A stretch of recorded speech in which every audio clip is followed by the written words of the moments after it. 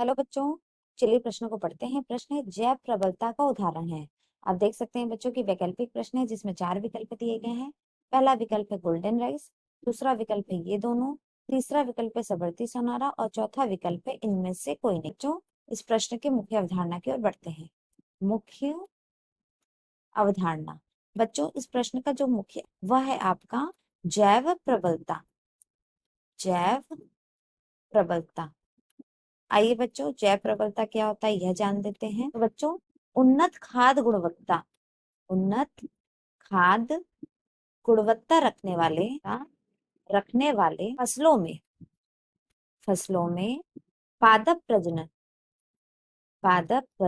जैव प्रबलता कहते हैं, को जैव प्रबलता कहते हैं। क्यों?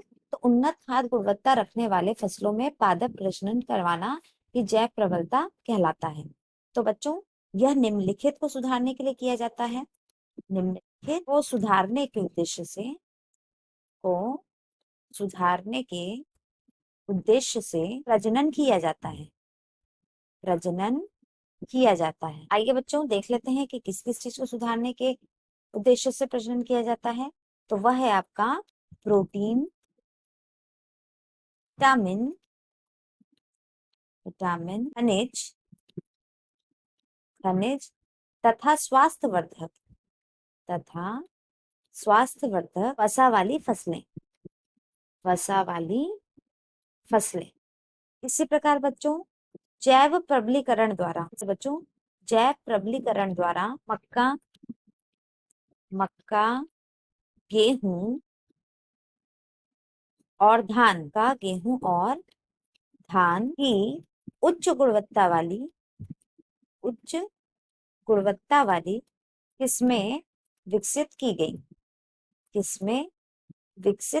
तो बच्चों, आप देख रहे हैं कि जैव प्रबलीकरण द्वारा ही यानी जैव प्रबलता के द्वारा ही मक्का, गेहूं और धान की भी उच्च गुणवत्ता वाली किस्में विकसित की गई। तो आप जानते हैं बच्चों कि मक्का को ही हम लोग सबरती सोनारा कहते हैं और धान को बच्चों गोल्डन राइस कहा जाता है। Golden rice. इस प्रकार बच्चों, सबरती सोनारा और गोल्डन राइस दोनों ही जैव प्रबलीकरण के उदाहरण है। आइए बच्चों, हम विकल्पों को देख लेते हैं। आप विकल्प देख रहे हैं, गोल्डन राइस और सबरती सोनारा दोनों ही जैव प्रबलता का उदाहरण है। तो बच्चों, ये दोनों विकल्प बी सही होगा। विकल्प बी सही है। तो आशा करते हैं बच्चों मुख्य अवधारणा के आधार पर प्रश्न का उत्तर समझ आया होगा। धन्यवाद।